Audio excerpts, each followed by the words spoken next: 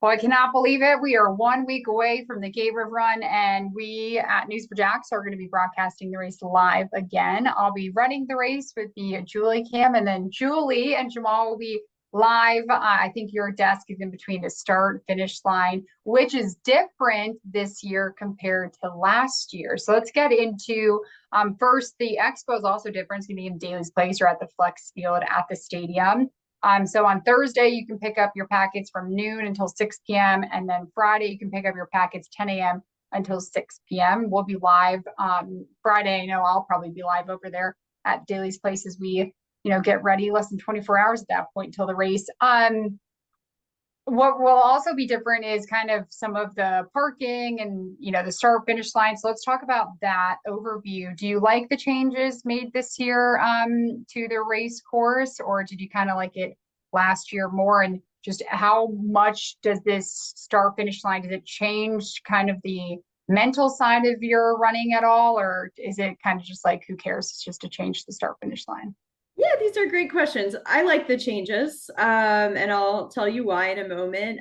And then also, for some people, they don't have anything to compare it to. This is their first time, so this will be all new for them regardless. But for those veteran runners that have been doing this race a lot, there have been subtle changes to the course almost every single year due to just construction and growth in Jacksonville in general. So what I really like about the start line is the wave setup, which is always very organized. And if you're not familiar with that, basically you're assigned a color, and that color is your wave. And all of those different waves have different start times. So that elite men's and women's wave, they'll go off first, and then kind of what they call the sub elite, really fast local runners in the next wave, and then it goes on from there. So I like that. It's really well organized, and it's very clear which wave you're in. Every single wave has its own porta potties and warm up area. So once you're in your wave, you can do everything that you need to do prior to the race to get ready. And then concerning the finish line, I love this setup. When I look at this map visually, I can picture what that looks like from the top of the Hart Bridge, looking down and watching runners funnel into the finish chute. So this is a longer finish visually. Last year, you would come off the bridge and then you would make a hard right turn. It was a very short sprint to the finish line.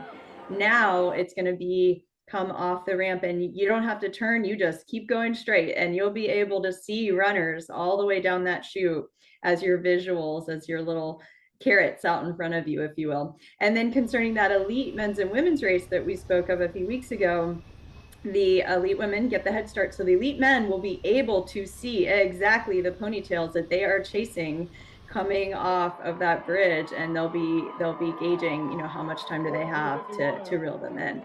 So I really like the changes. I think the most important thing is just to familiarize yourself with the parking, with where your wave is going to be. And you can do all of that when you go to the expo. You can get your questions answered. But I like to sort of do a dry run in my mind when I'm at the expo, like, where am I going to park? Where is my warm up going to be? And so you can eliminate some of the race day jitters by walking yourself through those specifics when you go to the expo.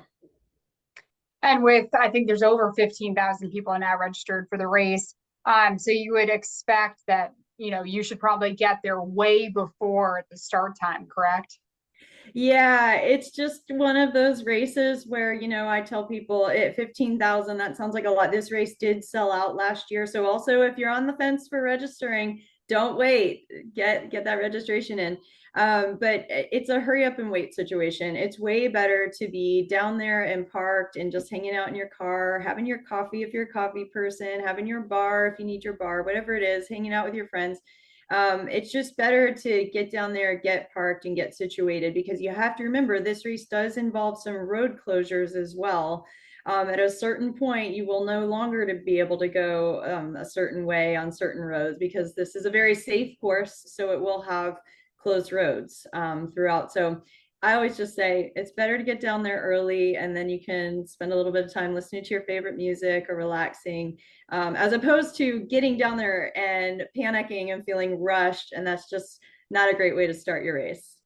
thinking back to all the races that you have raced, is there one that kind of you think about? Maybe it's one of the ones that you won.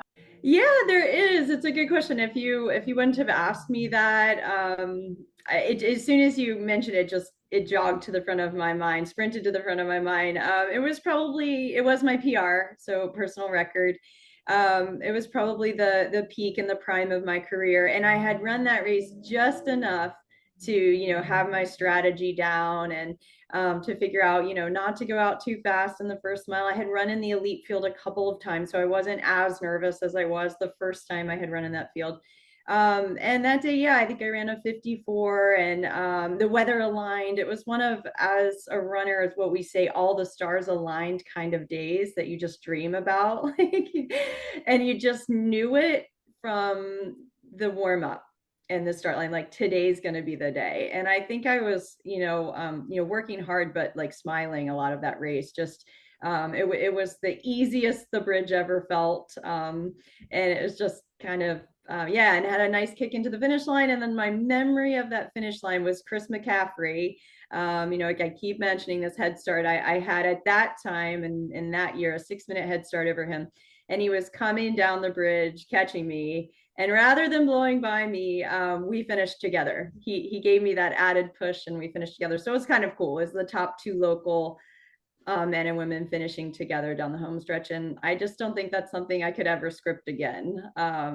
So yeah, that was my all the stars aligned day, and I hope for everyone out there that you have your magical day too. Yeah, I can't believe it. We're already here, race day. I remember we started this series a month ago, and now we're, 1 week left. Make sure you tune in to News for Jacks all morning, Saturday morning. Of course, we'll be live during the morning show. They will be out in San Marco, I believe. So you'll be passing through them. And then, of course, Julie and Jamal, you guys will be at the start finish line for everyone that will start the race, probably smiling and looking, beautiful. And then as they finish, hopefully they still have a smile on their face and just a little extra sweat. And then, of course, if you see me throughout the race, I'll be live intermittently, stopping at all of our different cameras. We have a couple of cameras throughout the race as well, positioned around the different hot spots. So if you see any of us at News for Jacks, make sure you, say hi, wave, and cheer for us. But Julie, thank you so much for this. I'm really happy that we got to do this kind of preparation for the Gate River Run. As like you said, some people may be running this for the first time, and some people may be doing this for years now. But the anticipation for one of the kind of the best like local days in Jacksonville. I feel like this is always like circled on the calendar for, us locals here. For sure. I mean, it's the largest race. It's a national championship. It's local bragging rights, and it's a 15K. It's the perfect distance. It's enough to challenge you without, being a marathon. You're not going to be out there all day. You're going to have plenty of time to celebrate with your friends afterwards. So I'm just excited. Again, if you're on the fence, register today. It's a really fun race. It's very doable. And I'm excited to see you out there. Come by and give us a high five when you finish. And Julie, if anyone wants to get in contact with you just for last minute tips, or if they like to inquire just about you coaching them, how would they do that? Yes, I'm Coach Stackhouse on Instagram, and my website is Stackhouse Fitness or Get Stacked Now. And please reach out. I look forward to answering any questions you may have and watching you celebrate on your race day. Hey, Julie, thank you. And thank you for watching.